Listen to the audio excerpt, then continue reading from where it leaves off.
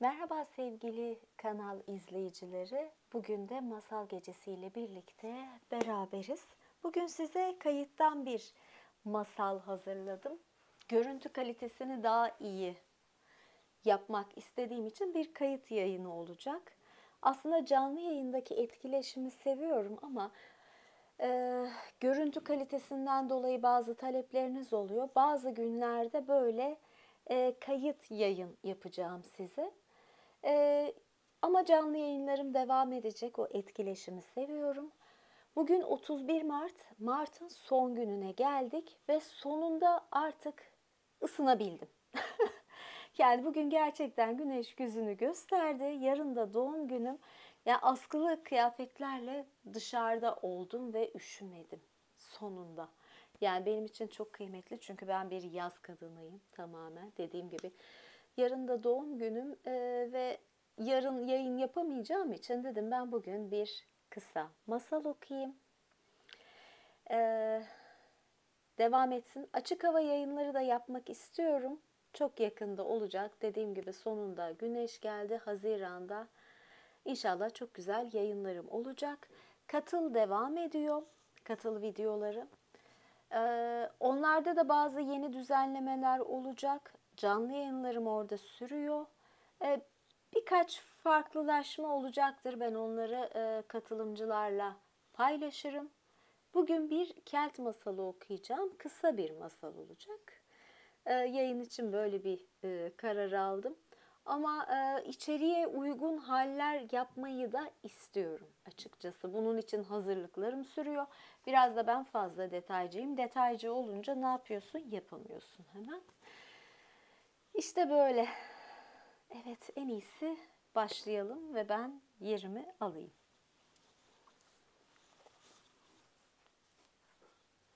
Evet.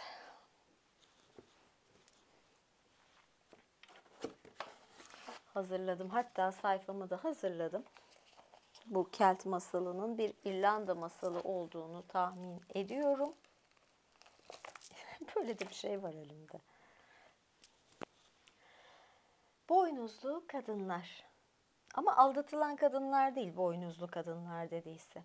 Zengin bir kadın bir gece geç saatlere kadar uyuyamayıp yünü tarıyor ve hazırlıyordu. Bu sırada tüm aile ve hizmetçiler uyuyordu. Birden kapı çalındı ve biri "Aç, kapıyı aç" diye seslendi. "Kim o?" diye sordu evin hanımı.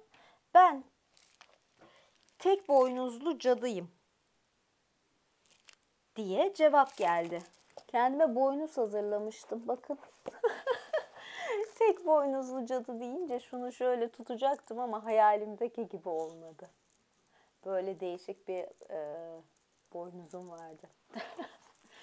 Bunu koyayım. Arada boynuzlar artacak şimdi de neyse.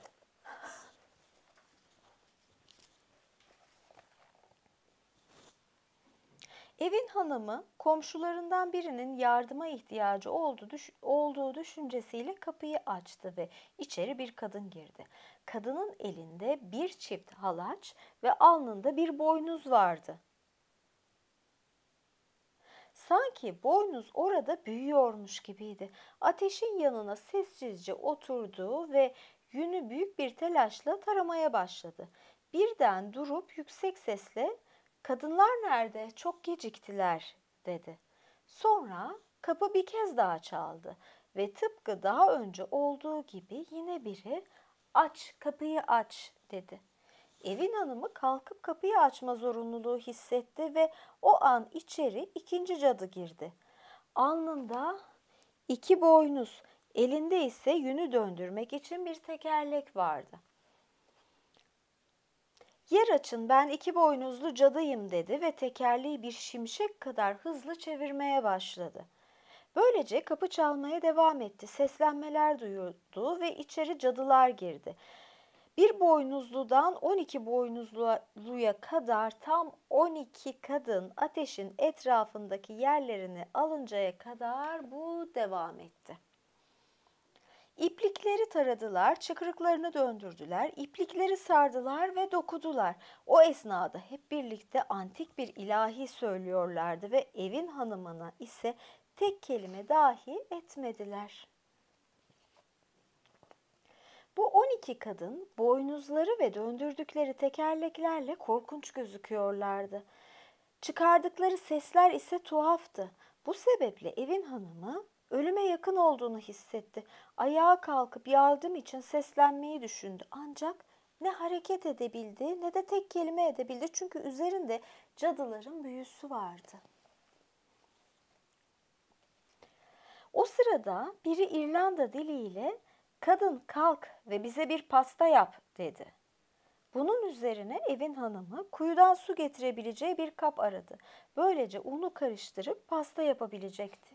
Ama bulamadı. Sonra cadılar kadına "Süzgeci al ve suyu onunla getir" dediler. Tabii imkansızı istiyorlar, süzgeçle su. Kadın süzgeci aldı ve kuyuya gitti. Fakat su süzgecin deliklerinden hep akıp gitti. Kadın pasta için hiç su götüremedi. Kuyunun yanına oturup ağlamaya başladı.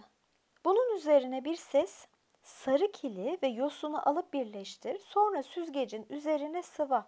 Böylece süzgeç suyu tutacaktır" dedi. Kadın söyleneni yaptı. Süzgeç pasta için gerekli suyu tutmuştu. Aynı ses bu kez "Geri dön ve evin kuzeyine geldiğinde 3 kez yüksek sesle Feniyan, kadınların dağı ve üzerindeki gökyüzü yanıyor" diye bağır dedi. Feniyan, antik İrlanda'da efsanevi savaşçı kadınları verilen isim imiş bu arada. Ve dağ ve üzerindeki gökyüzü yanıyor diye bağır diyor. Kadın söyleneni yaptı.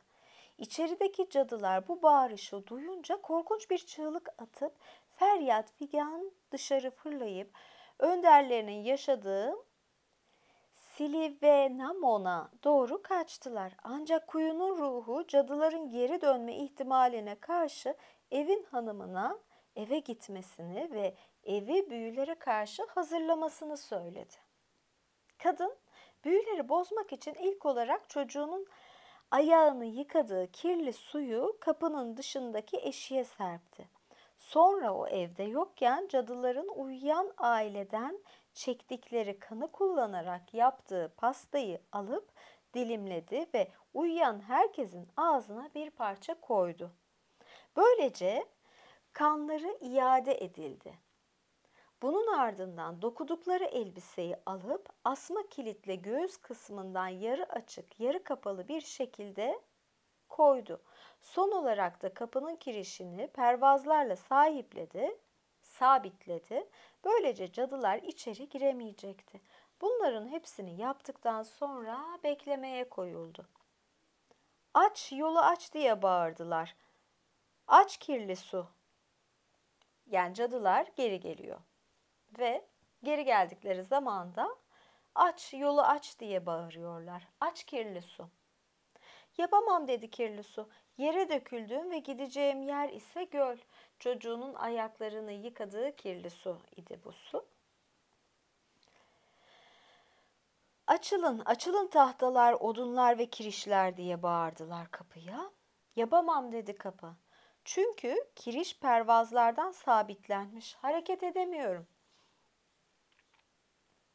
"Aç, aç kanla yaptığımız pasta" diye bağırdılar. "Yapamam. Çünkü dağıldım ve eridim. Kanım ise uyuyan çocukların dudaklarında" dedi pasta.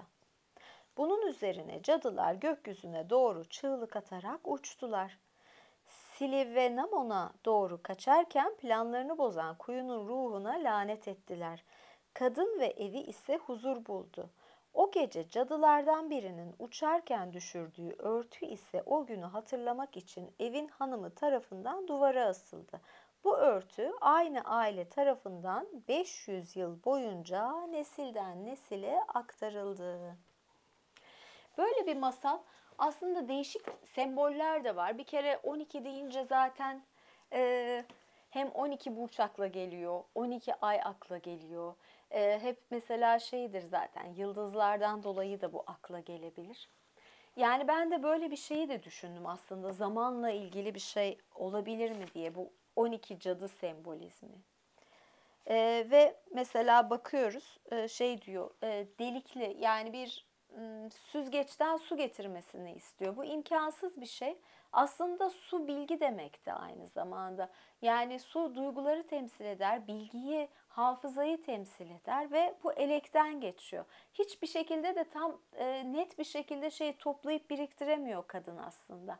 Ne zaman ki topluyor, o şeyleri eleği şey yaptığı zaman, eleğin deliklerini doldurduğu zaman. Yani burada aslında derin bir sembolizm var. Yani oradan toprakladığı zaman kille bunu dolduruyor. Yani aslında bilgi de gelip geçici. Yani sen bilgiyi almaya çalışırsın ama o gelip geçer. Yani zamanla birlikte 12 bence biraz zamanı da temsil ediyor. Ve o gelip geçer. Ne zaman ki bir şey yapmaya başlarsın, araya elekleri kapatıyor ya, kille ve toprakla. Toprakla yapılan işi sembolize ediyor.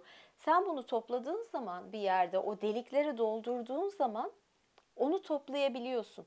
Bir iş yapıyorsun.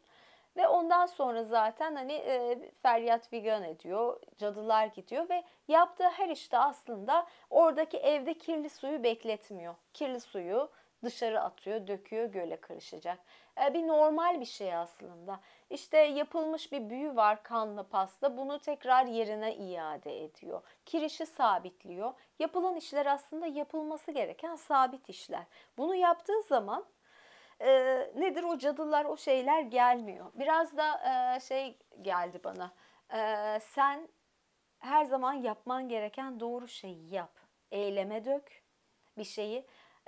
Bilginin toplanması açısından da bu gerekli. Başka şeyler açısından da gerekli. Yani hep şey de derler. Böyle hani cin muhabbeti vardır ya, bunun içinde işte giderleri temiz tutun derler, oradan geliyor derler, odur budur falan. Ee, Aslında bunları sembolik dille böyle anlatmışlar, masal gibi. Biraz da böyle açıklamak istedim. Bugün böyle değişik bir şey yapayım. Kısa bir masal ama çok semboller var. Cadı muhabbeti zaten eskiden beri vardı. Böyle işte bugün böyle bir masal okudum. Üzerine de yorum getirdim. Tekrar görüşmek üzere. Güzel bir Haziran ayı bizi beklesin bu Mayıs'ın son gününden. Görüşürüz. Kanala abone olmayı, yorum yapmayı ve beğenileri unutmayın.